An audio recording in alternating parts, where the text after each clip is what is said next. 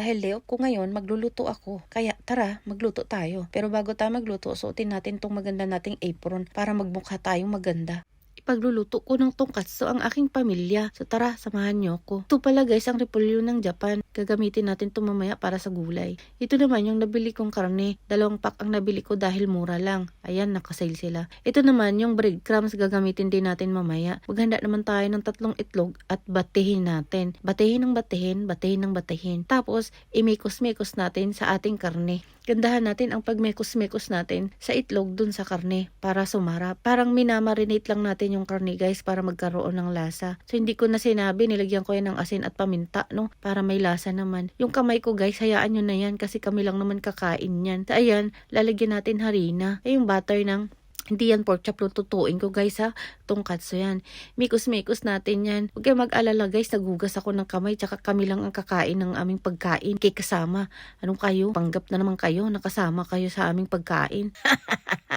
Joke lang yun, syempre. Ihanda na natin tong ating breadcrumbs para dito natin i-mekos-mekos uli ang karne natin. O, ipaibabaw mo dyan ang karne. Lagyan mo ng breadcrumbs. Pagkatapos mong lagyan ng breadcrumbs, ayan, painitin na natin yung kawali. Ayan yung gas namin dito, unlimited dyan guys. Ilagay muna natin yung mantika sa kawali. Ayan, ilalagay na natin yung karne na may breadcrumbs. Ayan, kukulo-kulo. Ayan guys. Tapos baliktarin na natin ng baliktarin. Pagkatapos ng baliktarin, antayin nating maluto. Habang nag-aantay tayo maluto, tignan muna natin si Yuji kung anong ginagawa.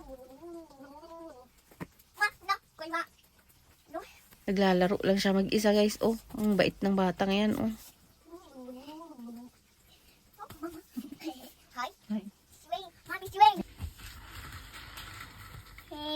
So pagkatapos nun, balikan na natin tong karne natin, baka masunog na. Gupit-gupitin natin guys sa gitna, paunti-unti. Ayan o, at ibalik natin prituhin para lutong-luto yung karne natin. Pagkatapos nagluto din akong pork chop. Pagkatapos niyan, kukunin na natin at gutom na ako nung oras na yan guys bago kami kakain. Luto na, tara na, kumain na tayo.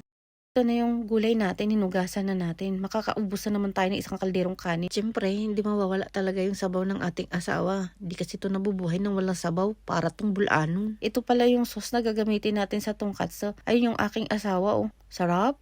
Nami. Yan ma. Ayun, kakain na kami guys. Ay, ganyan pala makaupo ang aking asawa guys. Kaya kung gusto niyo makarating dito sa Japan at magbakasyon kayo, tuto na kayong mag-upo ng ganyan. Masanay kayo at mag-practice na kayong mag-upo ng ganyan. Dahil wala kaming table dito. Japanese table ang meron kami. Ayun yung aking asawa, taga-tikim ng aking luluto. At salamat naman, hindi yan nagre-reklamo. Pangit man masarap ang lasa, wala siyang pakialam. Basta yan, kumakain siya. Ang importante sa kanya, malamanan yung tiyan niya. At yan naman si Yuji, ayan, pasayaw-sayaw.